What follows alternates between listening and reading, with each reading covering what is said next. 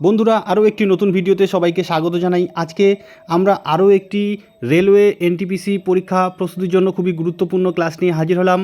আজকেও একটি previous year question paper নিয়ে আমরা আলোচনা করব। এখানে 4/3/2021 সালের শিফট 1-এর একটি প্রশ্নপত্রের জিকে যে প্রশ্নগুলি রয়েছে সেগুলি নিয়ে আলোচনা করব।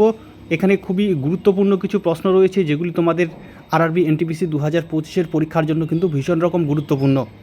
তোমরা যদি ক্লাসগুলো নিয়মিত ফলো করো তাহলেই তোমরা বুঝতে পারবে যে কী ধরনের প্রশ্ন আসতে চলেছে এবং সেইভাবে কিন্তু প্রস্তুতিটা নিতে পারবে। তো বন্ধুরা চলো আর দেরি না করে আমরা ভিডিওটি শুরু করি। তো দেখো আজকের যে প্রথম প্রশ্নটি রয়েছে, নিচে দেওয়া কোন সত্যাগ্রহে নেতৃত্ব দিয়ে বল্লভভাই প্যাটেল সর্দার উপাধি পেয়েছিলেন? খুবই গুরুত্বপূর্ণ প্রশ্ন।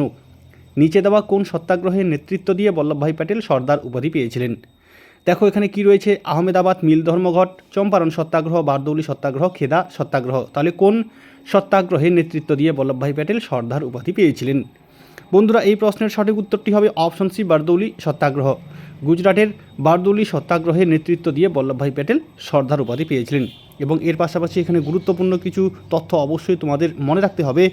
দেখো বন্ধুরা, 1928 সালে গুজরাটের বারদৌলিতে ব্রিটিশ সরকারের কর বৃদ্ধির বিরুদ্ধে কৃষকদের নিয়ে আন্দোলন শুরু করেন এই সর্দার বল্লভভাই প্যাটেল, এবং এই আন্দোলনে গুরুত্বপূর্ণ ভূমিকার জন্য মহাত্মা গান্ধী তাকে কিন্তু এই সর্দার উপাধি দিয়েছিলেন।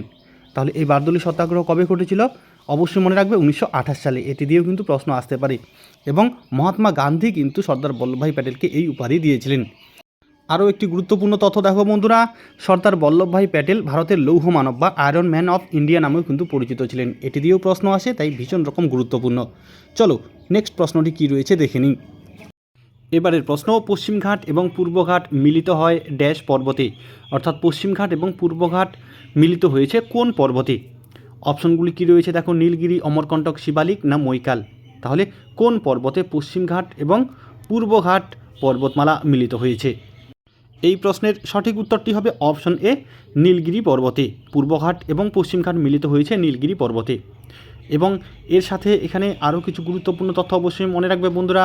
পশ্চিমঘাট পর্বতমালার সর্বোচ্চ শৃঙ্গ হলো আনাইমুদি, এবং এটি আবার কিন্তু কেরালার সর্বোচ্চ শৃঙ্গ।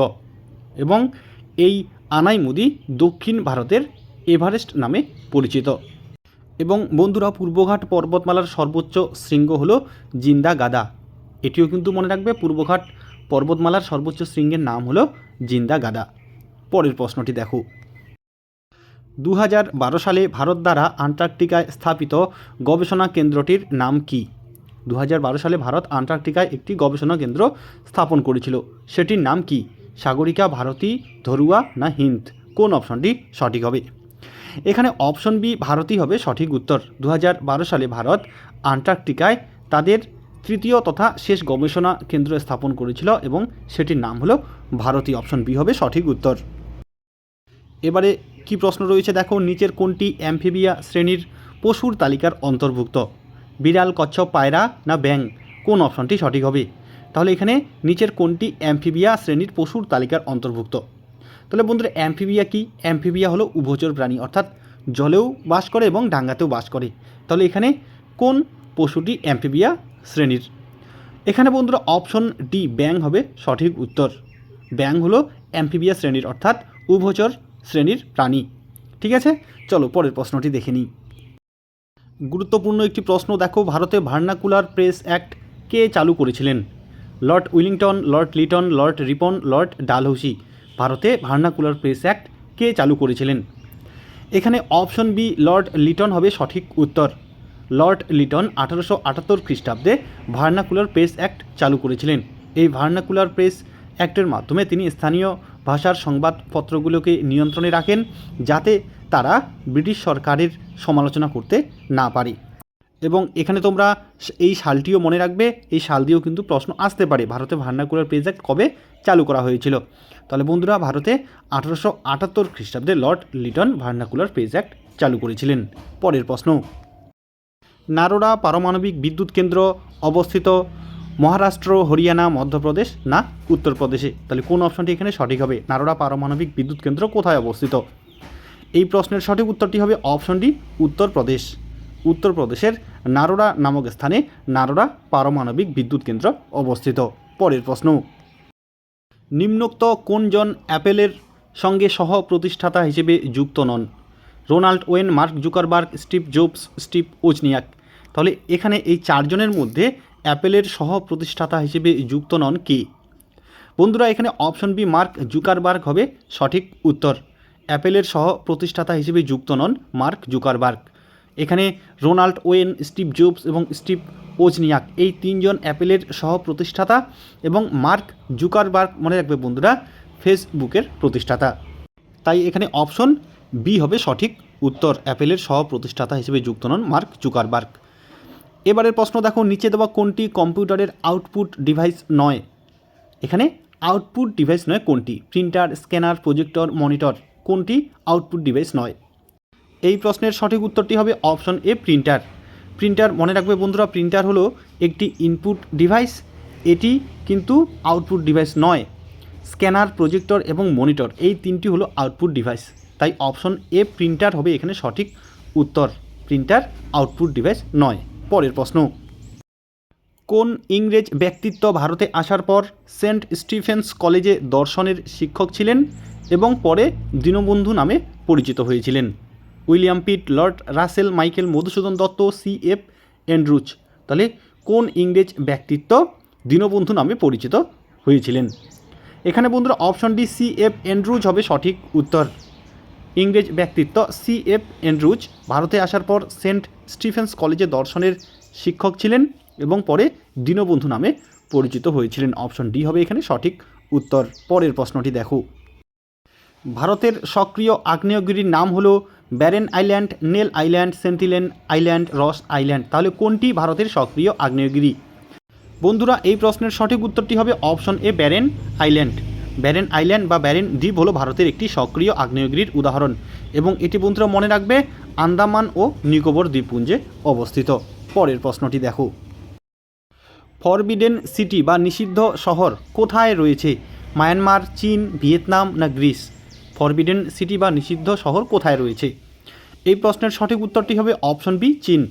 চীনের বেইজিংয়ের কেন্দ্রস্থলে ফরবিডেন সিটি বা নিষিদ্ধ শহর রয়েছে। অপশন বি হবে এখানে সঠিক উত্তর।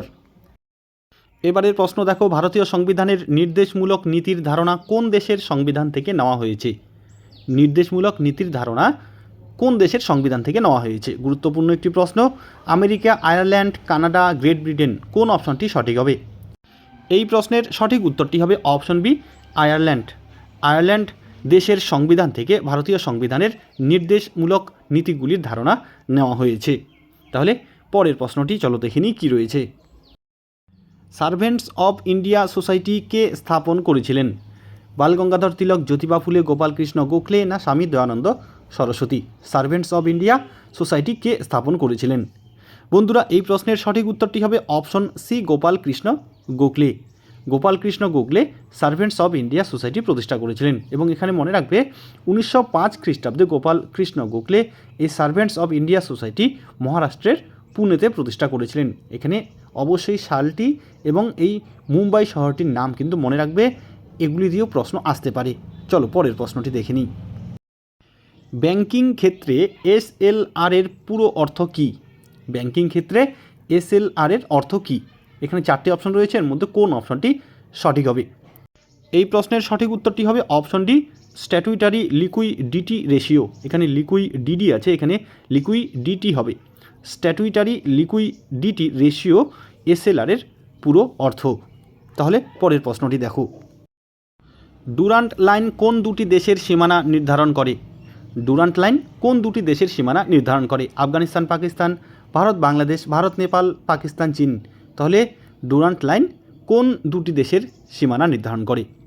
এখানে বন্ধুরা অপশন এ আফগানিস্তান, পাকিস্তান হবে সঠিক উত্তর। আফগানিস্তান ও পাকিস্তানের সীমানা ডুরান্ট লাইন নামে পরিচিত। তাহলে পরের প্রশ্নটি দেখে নিই কী রয়েছে। এবারের প্রশ্ন, কোন দিন ভারতে ন্যাশনাল ভোটার্স ডে বা জাতীয় ভোটার দিবস পালিত হয়? 21শে জানুয়ারি, 25শে জানুয়ারি, 24শে জানুয়ারি, 26শে জানুয়ারি। তাহলে কোন দিন ভারতে ন্যাশনাল ভোটার্স ডে বা জাতীয় ভোটার দিবস পালিত হয়? বন্ধুরা এই প্রশ্নের সঠিক উত্তরটি হবে অপশন বি 25শে জানুয়ারি। প্রত্যেক বছর 25শে জানুয়ারি দিনটিতে ভারতে ন্যাশনাল ভোটার্স ডে বা জাতীয় ভোটার দিবস পালিত হয়। পরের প্রশ্ন, এবারের প্রশ্ন, রাষ্ট্রসংঘের সদর দপ্তর কোথায় অবস্থিত? রাষ্ট্রসংঘের সদর দপ্তর কোথায় অবস্থিত? Washington DC, London, Geneva, new York. কোন অপশনটি সঠিক হবে? এখানে বন্ধুরা অপশন ডি নিউ ইয়র্ক হবে সঠিক উত্তর। মার্কিন যুক্তরাষ্ট্রের নিউ ইয়র্ক শহরে রাষ্ট্রসংঘের সদর দপ্তর অবস্থিত। অপশন ডি হবে এখানে সঠিক উত্তর। চলো পরের প্রশ্নটি দেখে নিই কী রয়েছে। এবারের প্রশ্ন, নিচে দেওয়া কোনটি রাষ্ট্রসংঘের কোনো সংস্থা নয়?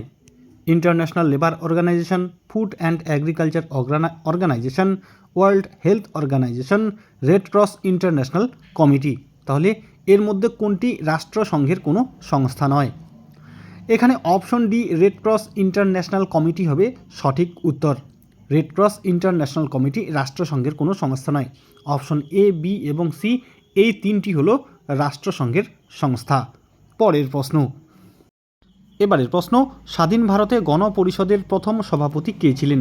ডক্টর সচ্চিদানন্দ সিনহা, ডক্টর বি আর আম্বেদকর, জওহরলাল নেহেরু, ডক্টর রাজেন্দ্র প্রসাদ। তাহলে স্বাধীন ভারতে গণপরিষদের প্রথম সভাপতি কে ছিলেন? বন্ধুরা এই প্রশ্নের সঠিক উত্তরটি হবে option D doctor Rajendra Prasad. স্বাধীন ভারতে গণপরিষদের প্রথম সভাপতি ছিলেন ডক্টর রাজেন্দ্র প্রসাদ। তাহলে বন্ধুরা আজকে আমরা এই ভিডিওতে 4/3/2021 সালে আরআরবি এনটিপিসিতে আসা শিফট 1-এর একটি প্রশ্নপত্রের জিকে প্রশ্নগুলি নিয়ে আলোচনা করলাম। আশা করি ভিডিওটি তোমাদের উপকারে আসবে। যদি ভালো লাগে অবশ্যই লাইক, কমেন্ট ও শেয়ার করবে। আজকে এ পর্যন্তই, ধন্যবাদ।